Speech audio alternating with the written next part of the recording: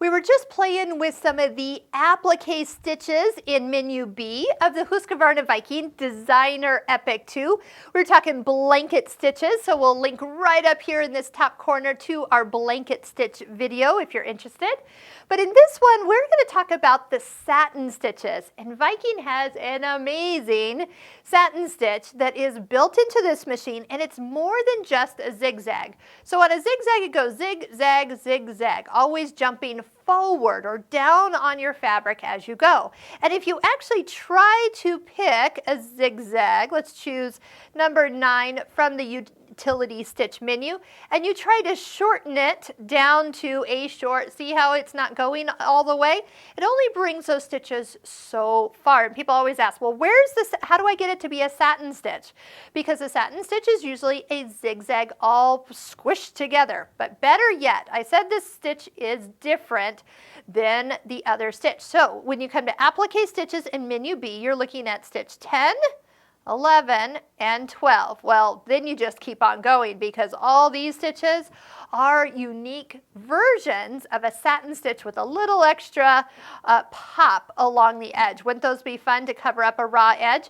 And if your raw edge is not facing the right direction, so if you wanted your decorative stitch to be on this side, just mirror image it the way you want it to go. See how easy that is? But let's get back to stitch like 10, 11, 12. So the difference is 10 is just a little narrower, 11's a nice like middle width to start off with, which is around 4, and 12 is just a built-in wider satin stitch. So here's the cool thing. It doesn't just zig and zag, it goes straight over and then straight down.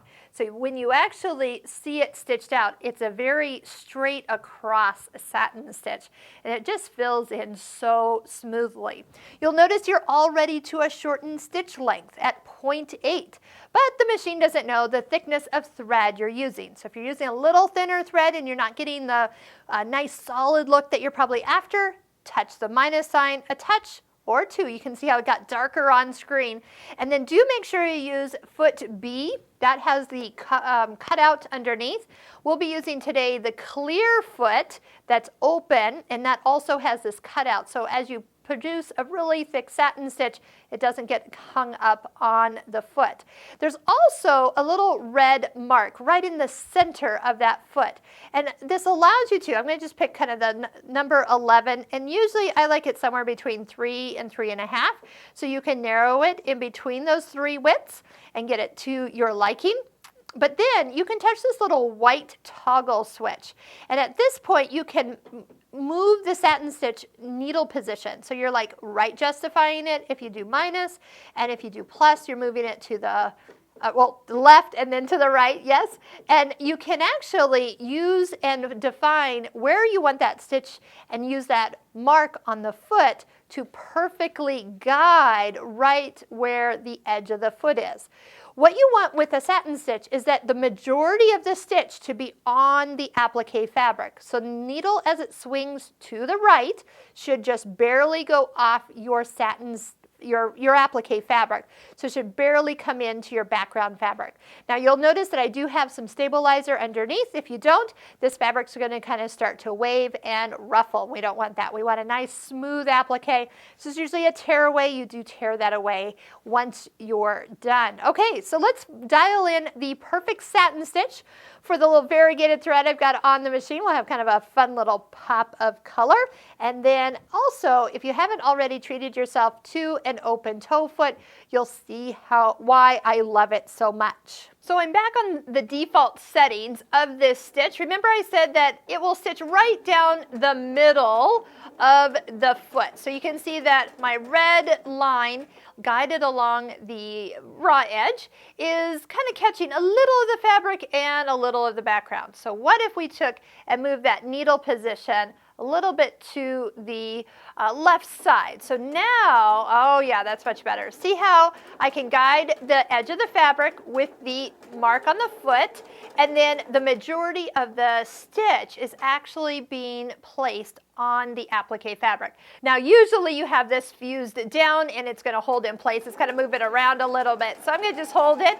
But we can also see, do we need to, and I'll just stop with my needle down, Do I need to actually tighten that up a little bit? Actually, for this thread, I'm using a little thicker thread than I normally do.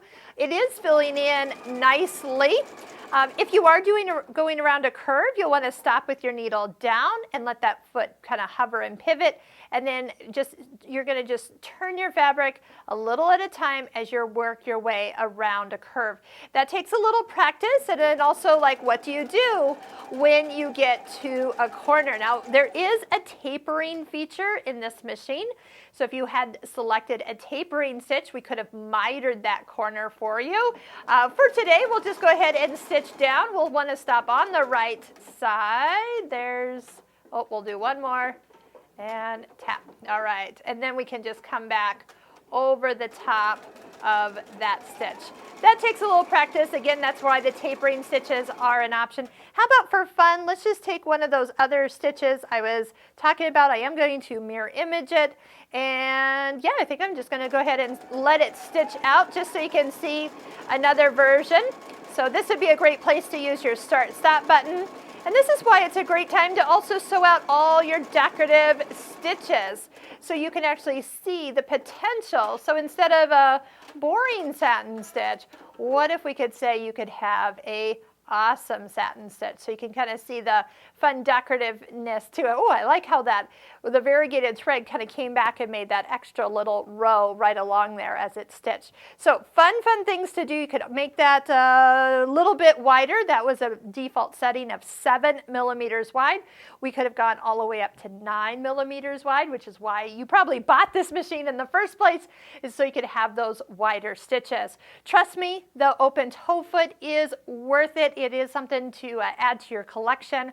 And I hope you'll check out our Stitching Cosmos online course. That's where you're really going to pick up over 6 hours of tips and techniques, all sewing techniques, that we take these stitches and make them sing. So if that's of interest to you, please check out the 10 free videos you can watch. Those links you'll find below.